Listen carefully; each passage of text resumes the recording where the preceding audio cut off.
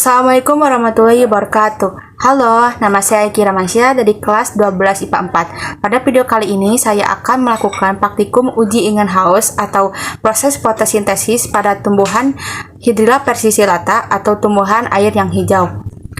Adapun tujuan praktikum kali ini adalah satu, untuk mengetahui proses fotosintesis pada tumbuhan yang menghasilkan oksigen atau O2. Yang kedua, untuk mengetahui pengaruh faktor intensitas cahaya pada proses fotosintesis tanaman Hydrilla persicillata. Landasan teori.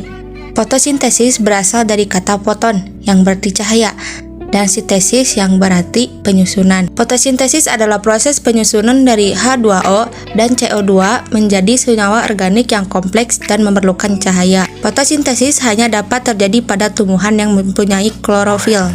Proses fotosintesis dalam kloroplas dibagi menjadi dua tahap, yaitu diantaranya reaksi terang dan reaksi gelap.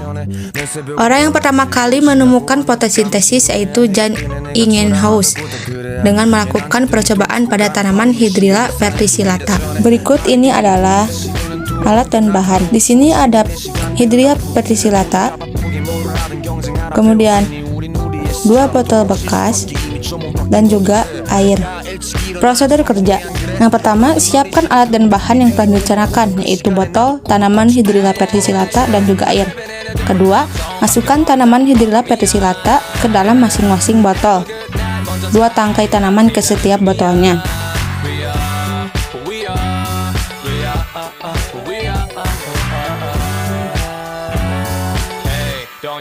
Ketiga, isi botol yang sudah terisi Hydrilla dengan air keran sampai penuh hingga memenuhi seluruh bagian botol. Jangan sampai ada sisa agar tidak ada gelembung dan tutup botol tersebut. Keempat, untuk botol ke-1, simpan di tempat yang terang, terkena cahaya matahari langsung.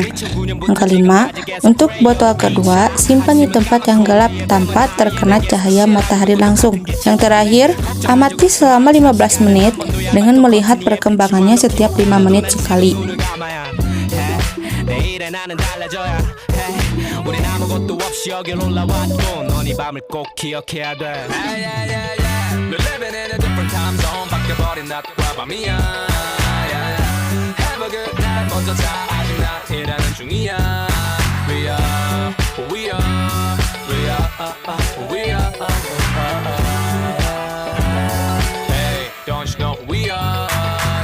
밤새 모니터에 튀긴 침이 마르기도 전에 대기실로 아침 온식 때문에 긴팔 입고 오래 녹화 전에 눈을 감고 생각하시 똑같은 행동 다른 느낌 시차부 적응에 해당돼 지금 내 옆에 로고 그리고 그레이. Berdasarkan tabel tersebut, tanaman Hydrilla yang terkena cahaya matahari langsung setiap menitnya menghasilkan gelembung oksigen yang semakin banyak. Itu tandanya bahwa dalam proses fotosintesis dipengaruhi oleh intensitas cahaya.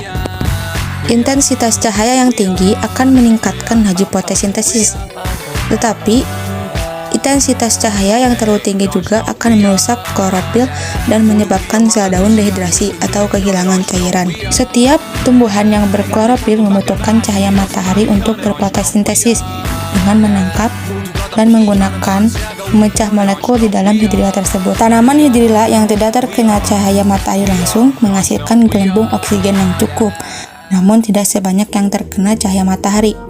Itu karena kurangnya intensitas cahaya matahari dalam proses fotosintesis tumbuhan Hydrilla persicillata.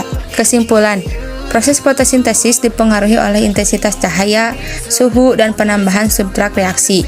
Berdasarkan percobaan yang telah dilakukan, dapat ditarik kesimpulan bahwa proses fotosintesis menghasilkan O2 atau oksigen yang dibuktikan dengan adanya gelembung-gelembung udara yang terdapat pada perlakuan yang ditempatkan di tempat yang terang. Terbukti bahwa dalam proses fotosintesis menghasilkan gas oksigen. Faktor intensitas cahaya yang terang, cukup atau optimal akan membuat proses fotosintesis menjadi lebih cepat.